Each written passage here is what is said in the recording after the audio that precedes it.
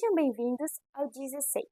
Se eu te perguntasse hoje o que é a morte, você saberia me responder? Para o ateu, a morte é o ponto final da vida. Para o agnóstico, talvez o começo de uma vida em outra dimensão. Para o budismo, a morte e a vida são uma unidade. Eles não se separam. O budismo nega o eterno. Para o catolicismo, eles acreditam numa segunda chance, no purgatório. Para o espiritismo, o ser continua vivo depois da morte. Eles acreditam na reencarnação, na imortalidade da alma e do espírito. Neste vídeo, eu vou lhe apresentar as verdades que a Bíblia diz sobre a morte. E espero que este vídeo te ajude a compreender melhor este assunto. Convido você a entender o significado de morte pela luz da Bíblia. O seu líder religioso lhe incentiva a estudar as Escrituras e as doutrinas bíblicas? Se sim, a morte é uma doutrina bíblica que precisa ser estudada. A morte, ela é o processo reverso da criação divina. Mas como assim o processo reverso da criação divina? Vamos ler Gênesis capítulo 2, verso 7. Que diz assim: Então formou o Senhor Deus ao homem do pó da terra. Ele soprou nas narinas o fôlego de vida, e o homem passou a ser alma vivente. Podemos entender, então, que nós somos almas viventes. Nós não temos uma alma, nós somos almas viventes. O sinônimo de alma aqui é vida, então somos seres viventes. Então, podemos chegar à conclusão que nós não temos uma alma, e sim nós somos uma alma. Convido você agora a entender as definições de morte. A primeira definição de morte é a seguinte. Vamos ler Gênesis capítulo 3, verso 19, que diz assim: No suor do rosto comerás o teu pão, até que tornes a terra, pois dela foste formado, porque tu és pó, e ao pó tornarás. Volte ao pó, porque dela foste criado. Ou seja, quando morremos, nós voltamos ao pó da terra. Nós não estamos em nenhuma outra dimensão, ou nós não vamos ter nenhuma outra chance. Nós voltamos ao pó da terra, de onde nós fomos criados. E tem um outro texto que se encontra em Eclesiastes 12, verso 7, que confirma isso que eu disse também. E ao pó, volte à terra, de onde veio. O espírito, volte a Deus, que o deu. Mas, Bia, como assim espírito? O espírito aqui é o próprio fôlego de vida. Então, quando nós morremos, nós voltamos ao pó da terra e o nosso fôlego de vida, espírito, volta para Deus, certo? Agora, vamos compreender o estado dos mortos? Vocês sabiam que Jesus ele compara a morte com um sono? De acordo com João, no capítulo 11, versos 11 ao 14, vamos ver a comparação que Jesus fez em questão da morte. Vamos ler. Isto dizia e depois lhes acrescentou: Nosso amigo Lázaro adormeceu, mas vou para despertá-lo. Disseram-lhe, pois, os discípulos: Senhor, se dorme, estará salvo. Jesus, porém, falara com respeito à morte de Lázaro, mas eles supunham que tivesse falado do repouso do sono. Então Jesus lhes disse claramente: Lázaro morreu. Aqui podemos então perceber, imagine esse cenário na sua cabeça. Os discípulos reunidos, a sepultura de Lázaro, pessoas chorando, e Jesus claramente fala para os discípulos, para eles poderem entender: Lázaro morreu, porque eles não estavam entendendo a comparação que Jesus estava fazendo, que a morte era um sono. Então, o próprio Senhor Jesus comparou a morte com o sono. Mas também tem um profeta, o profeta Daniel, em um texto muito conhecido que ele também compara a morte com o sono. Vamos abrir as nossas Bíblias em Daniel, capítulo 12, verso 2, que vai dizer assim: Muitos dos que dormem no pó da terra ressuscitarão, uns para a vida eterna e outros para a vergonha e horror eterno. O profeta Daniel também está mostrando e comparando a morte com o sono. Aqui podemos perceber a primeira e a segunda morte. É importante ressaltar, na passagem de Lázaro que lemos anteriormente, Jesus enfatizou o nome Lázaro. Por quê? Se Jesus tivesse apenas falado saia para fora, todos aqueles que estavam adormecidos se levantariam e ressuscitariam também. Quem morre volta ao pó da terra, como lemos em Eclesiastes capítulo 12, verso 7. Mas eu trouxe aqui outro texto bíblico para comprovar que quem morre também não volta para lugar algum. Vamos lá! Gostaria que você abrisse sua Bíblia em Jó, capítulo 7, versos 9 e 10. Assim como a nuvem se esvai e desaparece, assim quem desce à sepultura não volta. Nunca mais voltará ao seu lar, à sua habitação, não mais conhecerá. Jó está sendo muito claro.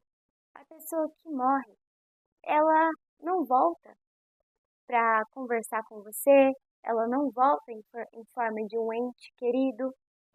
E se você, telespectador, já teve a visão de ter visto um ente querido, sinto lhe dizer que não é um ente querido. O inimigo ele tem a possibilidade de se passar até por um anjo de luz. Então, 99,99% de chances dele se passar a um ente querido para te enganar. E se isso acontecer, repreenda-o em nome de Jesus, porque o nome de Jesus tem todo o poder para isso. O profeta Salomão, aqui em Eclesiastes, ele foi claro que quem morre volta ao pó e não para outra dimensão, certo? Quem morre volta ao pó da terra, de acordo com Eclesiastes, capítulo 12, verso 7. Eu já li, mas vamos ler novamente? E o pó volte à terra, de onde veio, e o espírito volte a Deus, que o deu. Aqui Salomão está falando que quem morre vai direto para o pó da terra, volta para o pó da terra, e não vai se reencarnar novamente. Você sabia que a pessoa que morre não tem mais sentimentos? Na verdade, se for parar para pensar, é algo muito simples, né? Quem morre não vai ter mais sentimentos. Morreu?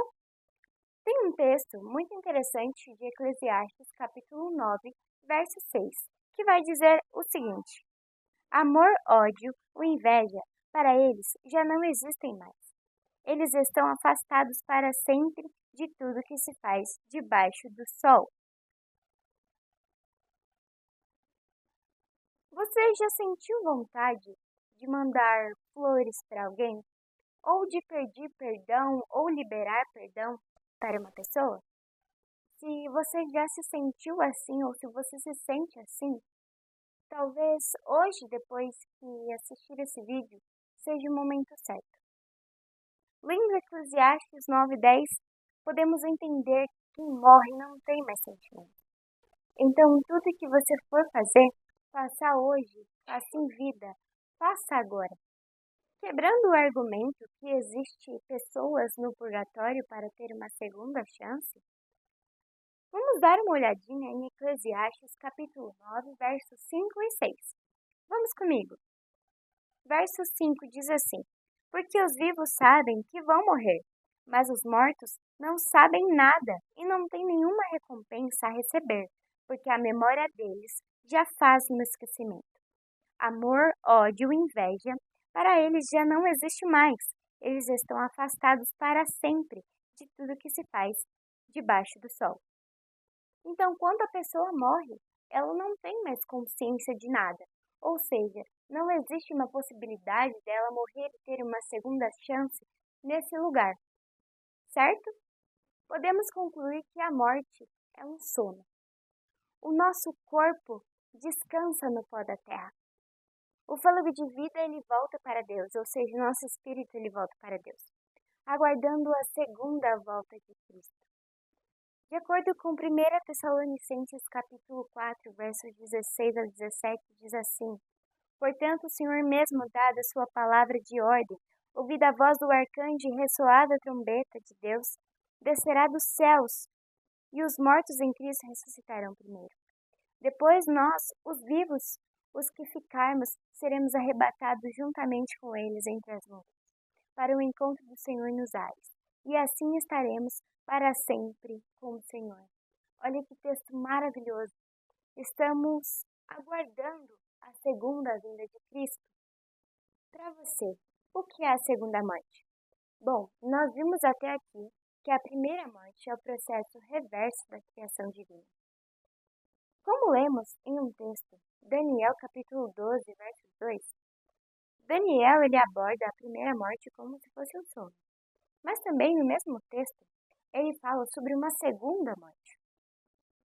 E hoje eu gostaria de falar também sobre essa segunda morte, a morte eterna. Essa segunda morte, a melhor definição que eu posso usá-la para ela, seria o ponto final da vida, o ponto final de tudo. Mas, em meio a isso tudo, há uma esperança. Em Deuteronômio, capítulo 30, versos 19, Deus ele nos deixou o poder de escolher a vida e não a morte eterna. Vamos ver quão maravilhoso é o nosso Deus e quão amoroso Ele é para conosco? Vamos ler o texto então.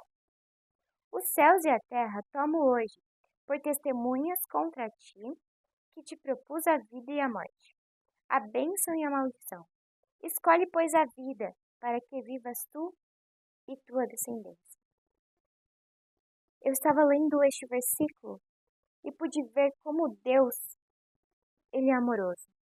Porque, além dele nos dar um ponto de partida para a nossa escolha, ele nos explica de como vai ser essa vida eterna. E olha que maravilha! Escolhe, pois, a vida, para que vivas tu e tua descendência. Imagina que alegria você chegar no céu e ver toda a tua descendência, desfrutando da vida eterna. Se você gosta e se você quer isso para a sua vida, peço que estude a Bíblia com a tua família. Viva os propósitos de Deus, para que tudo isso um dia se concretize. Mas, mesmo depois de entendermos o que é a morte, e agora o que é a segunda morte, que é o ponto final da vida, tem pessoas que ainda preferem caminhar pelo caminho largo e escolher a morte eterna. Quero que você abra comigo em Malaquias, capítulo 4, versos 1. E vamos ver o que vai acontecer com essas pessoas. Pois eis que vem o dia e arde como fornalha. Todos os soberbos e todos os que cometem perversidade serão como restolho. Restolho aqui significa palha, então eles serão como palha. O dia que vem os abrasará, diz o Senhor dos Exércitos, de sorte que não lhes deixará nem raiz, nem ramo. Aqui podemos perceber que não vai sobrar nada. Enquanto houver matéria a ser destruída, isso será queimado. Vai ser tudo destruído definitivamente. Vamos ler Judas, versículo 7. Igualmente, Sodoma e Gomorra e as cidades vizinhas, que também se entregaram à imortalidade e adotaram práticas contrárias à natureza, foram postas como exemplo de castigo de um fogo eterno. Mas, Bia, Sodoma e Gomorra estão queimando eternamente? Estão queimando até hoje? E a resposta é não, elas não estão queimando até hoje. A definição de fogo eterno, que diz aqui, vai queimar até quando houver matéria. Quando a matéria acabar, o fogo, obviamente, cessará, terminará, ok? Agora vamos para um outro texto que se encontra em Mateus 25, Mateus capítulo 25, versos 41. E diz assim: Então o rei dirá também aos que estiverem à sua esquerda: Apartai-vos de mim, malditos, para o fogo eterno, preparado para o diabo e seus anjos. Bom, podemos perceber aqui que o fogo eterno ele não foi preparado nem para mim e nem para você. O fogo eterno ele foi preparado para o diabo e seus anjos. Nós temos a opção de escolher a vida. Nós temos a opção de escolher a vida eterna. Olha que maravilha! Deus ele nos dá a oportunidade todos os dias de escolher a vida eterna. Você quer mesmo rejeitar o dom gratuito de Deus que nos foi dado pelo seu Filho Jesus Cristo? A vida eterna? Você tem certeza que você quer recusar esse presente maravilhoso? De acordo com Apocalipse capítulo 21, vamos lá? Apocalipse capítulo 21, 4. Ele lhes enxugará dos olhos toda lágrima, e a morte já não existirá. Já não haverá luto, nem pranto, nem dor, porque as primeiras coisas já se passaram. Olha que maravilha, você vai querer rejeitar tudo isso? Todas essas promessas que Deus tem para mim e para você? Ainda tem mais. Apocalipse 20, versos 14 diz assim: Então a morte e o inferno foram lançados para dentro do lago do fogo. Esta é a segunda morte, o lago de fogo. E aqui já ficou claro. A segunda morte é o lago de fogo. É a morte eterna. Em João 3,16 diz que Deus, ele deu seu Filho único, para que todo aquele que nele crê não pereça, mas tenha a vida eterna, a vida em abundância. E por intermédio de Jesus, que nós temos a oportunidade de escolher viver eternamente. Você, assim como eu, deseja viver a eternidade? Convido hoje você a escolher viver eternamente. E se esse vídeo abriu a sua mente e lhe fez entender de forma simples o que é a morte, qual o estado dos mortos e o que é a segunda morte, peço que compartilhe com seus amigos, com o maior número de pessoas que você conseguir. E deixe o seu like, o seu joinha de extrema importância, para que assim o YouTube recomende esse vídeo para outras pessoas. Peço também que se inscreva no meu canal e aperte o sininho para receber todas as notificações do canal. Gostaria de encerrar este vídeo com uma breve oração. Convido você a fechar os seus olhos e orar comigo. Senhor nosso Deus e nosso Pai, graças nós te damos, Senhor, por mais um estudo bíblico.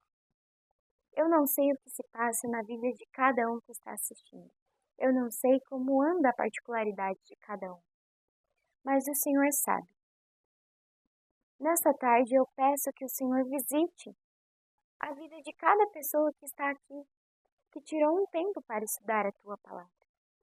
Que o Senhor o abençoe e o faça entender que só o Senhor tem o caminho que leva à vida eterna, à vida em abundância. E nesta tarde eu gostaria de agradecer por essa oportunidade, pelo dom da vida. Em nome de Jesus é o que eu lhe peço e lhe agradeço. Amém. Amém.